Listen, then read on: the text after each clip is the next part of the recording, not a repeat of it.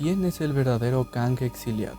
¿Aquel que permanece o el conquistador? La clave para entender esto está en la escena postcréditos de Ant-Man Quantumania, justo en la parte en la que el Consejo de Kang se reúne después de tantos años debido a que el Kang exiliado por fin había muerto. Lógicamente, todos pensamos que se trataba de Kang el Conquistador, pero ¿y si te digo que no podría ser él? Esto solo podría pasar si su protector muere. Si Kang el Conquistador, quien se supone es el más peligroso de todos, muere, en teoría el multiverso no habría de estar en peligro. En cambio, si aquel que permanece muere, el multiverso sí estaría en peligro debido a la ramificación de la sagrada línea del tiempo del universo 616, tal como vimos en la serie de Loki. ¿Esto quiere decir que el Kang exiliado en realidad es aquel que permanece? Esto no se acaba aquí. Tengo una teoría extensa para ti y requiero de tu atención para que entiendas el punto al que voy. ¿Estás listo? Si somos muy observadores, nos daremos cuenta que el consejo de Kangs y la guarida de aquel que permanece están en el punto fuera del tiempo. Esto lo podemos afirmar porque desde ambos se puede observar la sagrada línea del tiempo. Pero hay más. Desde el consejo de Kang se puede observar varias líneas del tiempo, cada una de ellas ramificada y retorcida. Al contrario de la guarida de aquel que permanece, porque desde ahí solo se puede ver una sola línea de tiempo totalmente recta y no ramificada. La pregunta es, ¿esto a qué se debe? Antes de responder la pregunta anterior, debemos saber cuáles son las reglas del MCU y cómo funciona. Pero también debemos entender la diferencia entre un universo y una rama temporal.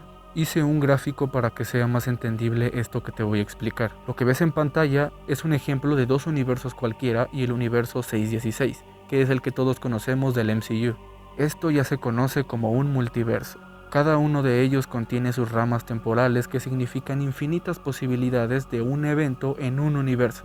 A esto la ABT le ha llamado un evento Nexus, y como podrás darte cuenta, ninguna rama temporal llega a chocar con un universo ajeno al suyo. Pero puede haber excepciones. Cuando una rama es lo suficientemente caótica para chocar con otros universos, se le conoce como una incursión. De ahí deriva una guerra multiversal y también la destrucción de los mismos universos involucrados. Pero, ¿por qué el universo 616 se ve tan diferente a los demás? Recordemos que aquel que permanece aisló el universo 616 del resto del multiverso, creando el telar temporal que se encarga de podar las ramas que se vayan creando para evitar posibles incursiones. Claro que esto a veces falla y la ABT tiene que encargarse personalmente de esa rama que puede provocar una incursión, como ya vimos en el primer episodio de Loki. Ahora que esto ha quedado claro, ya podemos comenzar con las predicciones. En la Tierra del universo 616, eones antes de la creación de la ABT, una variante de aquel que permanece descubrió que existen más universos, uno encima del otro, con versiones de él mismo muy buenas pero también muy malas. Era la oportunidad perfecta de conquistar alguno de estos otros universos, quizá por puro ego, pero también podría ser por preservar el suyo, ya que la interacción de dos seres vivos de dos universos diferentes conlleva una incursión, y por lo tanto la destrucción de los mismos.